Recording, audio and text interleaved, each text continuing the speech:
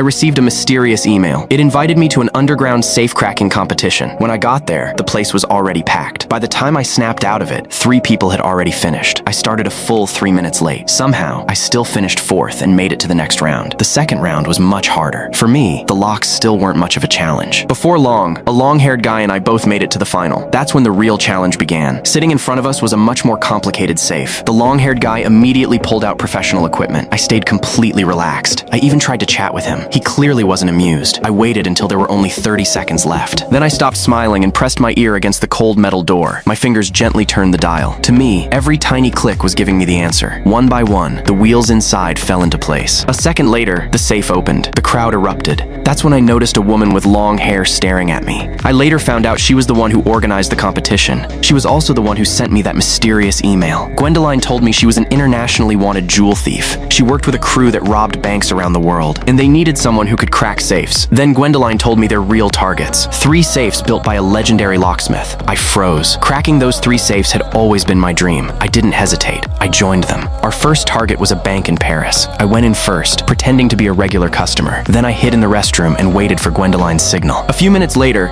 she walked into the bank carrying several bags. When a security guard opened the door for her, she quietly stole the keys from his belt. Then she claimed she had valuables she wanted to store. That got the bank manager to take her inside. Next came Karina. She pretended to be a tourist who only spoke Spanish. We'd already done our homework. The manager was the only person in the bank who spoke Spanish. Sure enough, he had to stay behind and help her. Gwendoline slipped away and met me in the restroom. We used the stolen keys to unlock the elevator leading down to the vault. A few minutes later, I was finally standing in front of the safe. I almost didn't want to touch it. To me, this wasn't just a safe. It was a work of art. I put on some music to calm myself down. Then I pressed my ear against the door. My fingers slowly turned the dial. The gears inside began to move. I closed my eyes and listened to every tiny sound. Then came the final click. I slowly turned the handle. The massive safe door opened. Gwendoline and I almost screamed. We quickly filled 2 large bags with cash. Before the guards noticed anything, we walked straight out of the bank.